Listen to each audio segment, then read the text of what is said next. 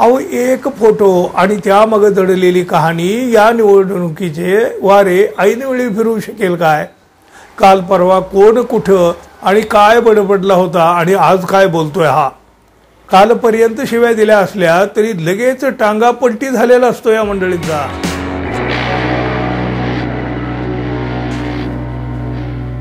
मित्र हो, नमस्कार. निवडणुकीच्या काळामध्ये बघा खूप चेहरे आणि त्या चेहऱ्यावर लावलेले वेगवेगळे मुखवटे, अर्थातच नकली मुखवटे पाहायला मिळत असतात. कालपर्यंत एका बापाचं नाव घेतलं जातं, पण अचानक बापाचं सुद्धा नाव बदललं जातं एका रात्रीत. श्रद्धा, पक्षनिष्ठा अशा कसल्याही गोष्टीला थारा नसतो हल्लीच्या राजकारणामध्ये.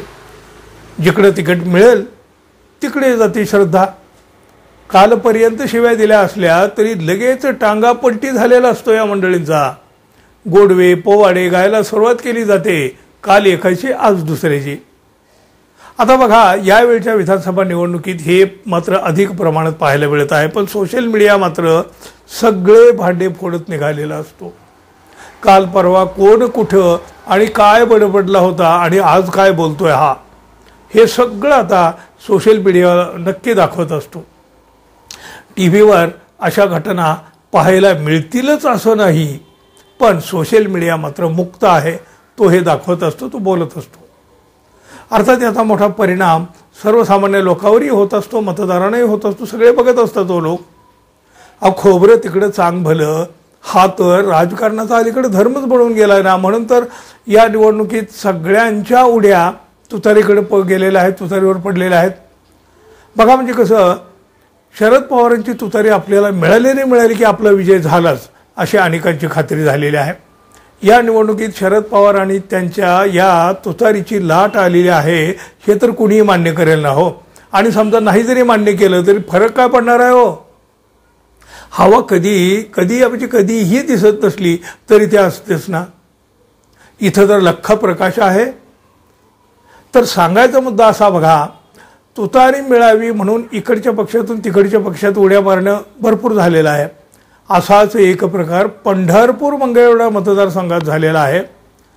उद्धव ठाकरे यांच्या शिवसेनेतून एकनाथ शिंदे यांच्यासोबत जाऊन ठाकरे यांच्यावर गरळ ओकलेल्या, महायुती सरकारमध्ये मंत्री राहिलेल्या तानाजी सावंत यांच्या कुटुंबातील अनिल सावंत, अहो यांना शरद पवार यांनी उमेदवारी दिली हो. अर्थात ही उमेदवारी लोकांना मान्य झालेली नाही. तुतारीलाच मतदान करणार म्हणणारीही या उमेदवारीनं नाराज झाले आहेत. मतदारसंघात कसलं काम नाही, अहो कामाचं काय घेऊन बसायचं. यांचा चेहराही लोकांनी कधी पाहिला नाही. त्यात महाविकास आघाडीचं दुसरे उमेदवार, म्हणजे आधी इथं महाविकास आघाडीनं भगीरथ भालके यांना उमेदवारी दिली होती आणि त्यानंतर हे सावंत आले. म्हणजे बघा, एकाच मतदारसंघामध्ये आघाडीचे हे दोन उमेदवार. सुरू झाला प्रचार. धनसंपत्ती नेते खरेदी करू शकतात हो, पण निष्ठावंताची मतं नाही. निष्ठावंत जागीच राहतात. अहो दिवंगत आमदार भारतनाना भालके यांचा जनमानसावर असलेला प्रभाव आजही ठळकपणे दिसत आहे. आघाडीच्या दोन उमेदवारांच्या विरोधात समोर कोण? भारतीय जनता पक्षाचे समाधान आवताडे उभे आहेत. आता आवताडे यांचा कागदावरचा विकास लोकांना माहीत झालेला आहे हो, पण गंमत म्हणजे गावागावात न केलेली कामं देखील त्यांनी आपण केल्याचं कागदावर दाखवलं आहे. जे काम आपल्या गावात झालंच नाही त्या न झालेल्या कामाचं भांडवल होऊ लागलं आणि गावागावात लोक थक्क होऊन या कागदाकडे पाहायला लागले. अरे हे आपल्या गावात कधी घडलंय आणि ही इमारत बांधली तर आपल्या गावातली कुठे गेली? कोणी चोरून तर नेली नाही ना. सिद्धेवाडी इथला असा एक प्रकार भलत्या चर्चेचा ठरलेला आहे. इथं या मतदारसंघामध्ये भगीरथ भालके यांच्या मागं मतदार आहेत, पण नेत्यांना मात्र अनिल सावंत यांनी आपलंसं केलेलं आहे. आता हे अनिल सावंत शरद पवार यांचे गोडवे गात तुतारी मिरवत आहेत, पण अखेरच्या टप्प्यात बघा सोशल मीडियावर मोठी खळबळ उडाली. शरद पवार यांचे गोडवे गाणाऱ्या या अनिल सावंत यांचा देवेंद्र फडणवीस यांच्यासोबतचा एक फोटो व्हायरल करण्यात आला आहे. या फोटोला कॅप्शन देखील देण्यात आले आहे. तुतारीला मत म्हणजे कमळाला मत फडणवीस यांच्या या सोबतचा हा जो फोटो आहे ना, तो लोकांनी पाहिला, खूप लोक पाहत आहेत. हा फोटो पाहून अनेकांना धक्का देखील बसला. अरे हा माणूस नक्की कोणाचा? अनिल सावंत यांना मत देणं म्हणजे भाजपाला मत देणं अशी अनेकांची भावनाही झाली.